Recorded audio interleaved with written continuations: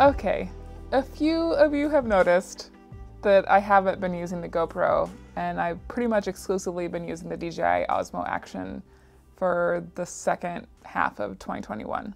I actually totally sold the GoPro Hero 7 Black that I had been using. You can see the tape that I put on my Hero 5 to stand in for the Hero 7. I pretty much exclusively have been using the DJI Osmo Action and the Insta360 One X2 since May. We'll decide if you're sticking around or not.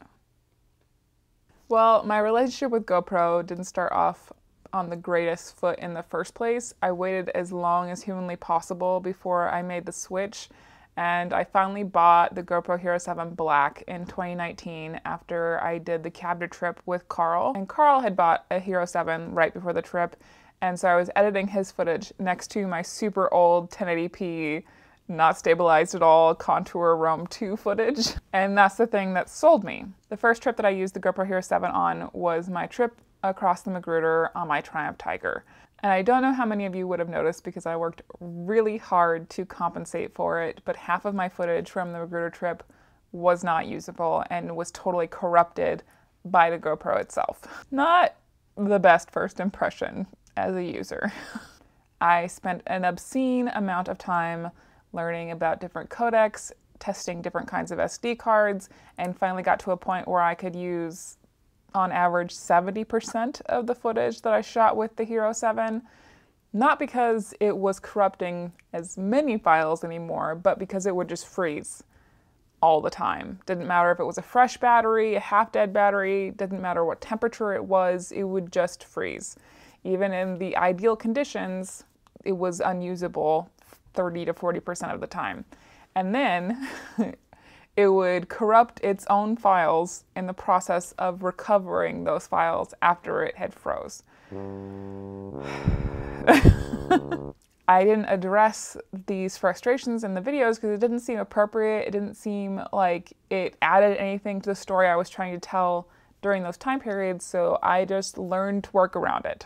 On Flight of the Magpie in 2020, I hit my first rainstorm in Wisconsin, and despite the GoPro Hero 7 supposedly being waterproof, and I was not using a mic adapter at that point, so there was no opening in the housing where moisture could have gotten in and done damage. However, as soon as I hit that rainstorm, somehow moisture got into the housing of the GoPro Hero 7, and I was totally reliant on the GoPro Hero 5 all the way through Wisconsin, Illinois, and Ohio until the GoPro Hero 7 finally dried out enough for me to use it again. Hi, hello. I did include one little bit of footage that the GoPro had frozen on when Gary and I found one of our favorite campsites outside of Bozeman, because that was just devastating. And there was no sign on the GoPro that it was frozen at that point. Like, I kept checking it to make sure that it was recording properly. There was absolutely no sign that it had frozen. It was so beautiful.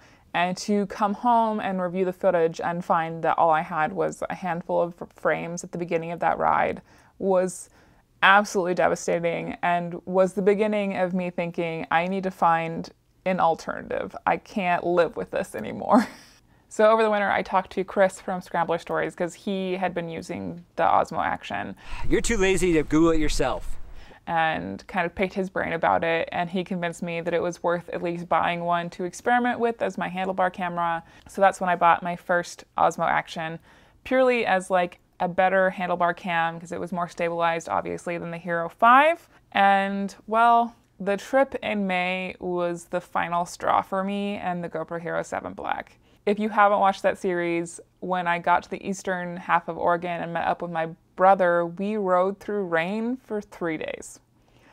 And the first day it rained, the GoPro Hero 7 Black gave up on life. And I was forced to switch the Osmo Action between my handlebars and my helmet because the Hero 7 was totally unusable. And it didn't matter how cold it was, it didn't matter how much it rained, the Osmo Action just powered through and it did everything that I asked of it. It didn't corrupt any of my footage on that trip.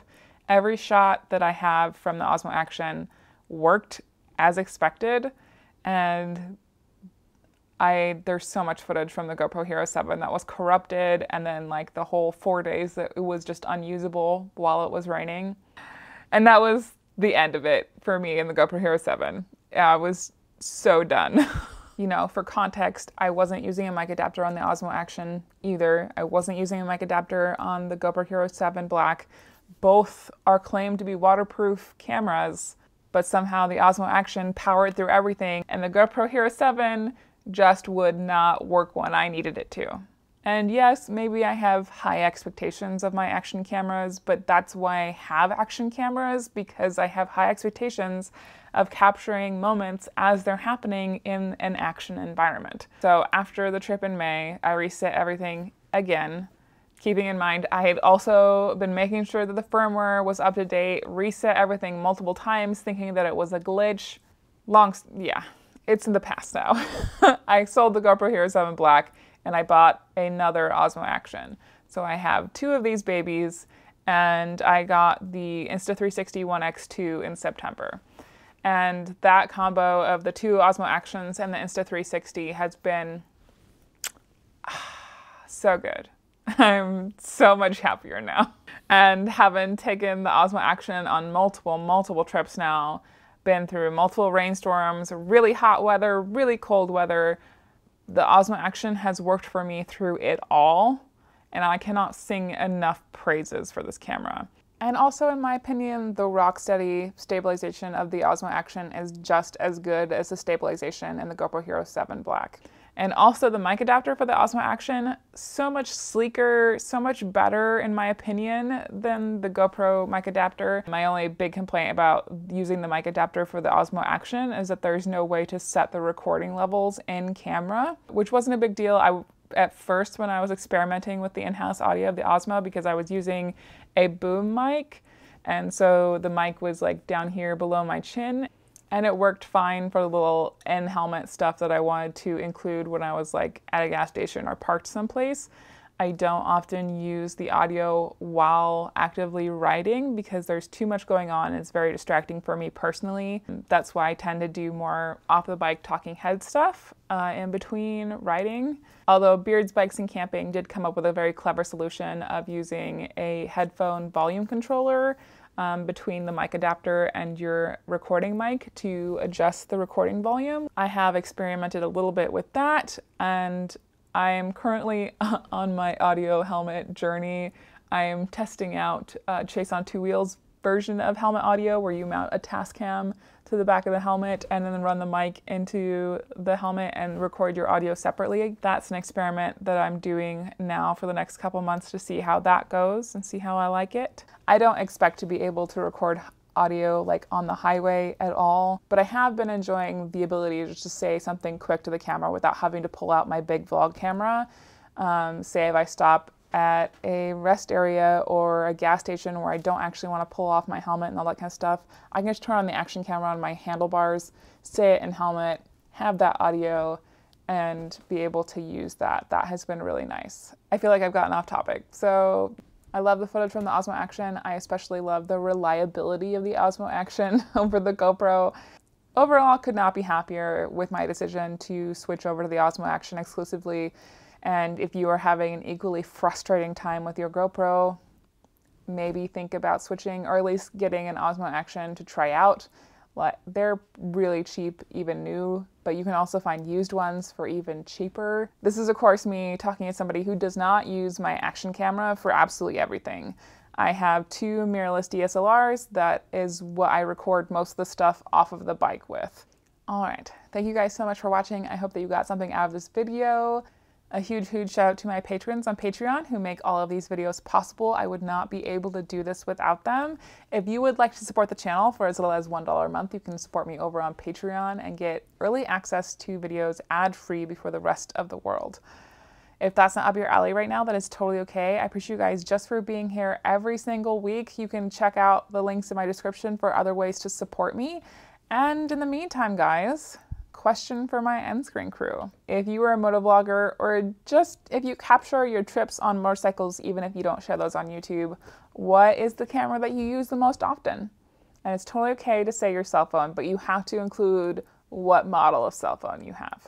I get to go home to Montana for Christmas for the first time in like 2 or 3 years. I am so excited, you guys. As you guys are watching this right now, I am on my way to Montana. Also, yes, we are in a tent in my living room so that I wouldn't have to wear 6 layers of clothing to be warm. Okay, I'll see you guys later.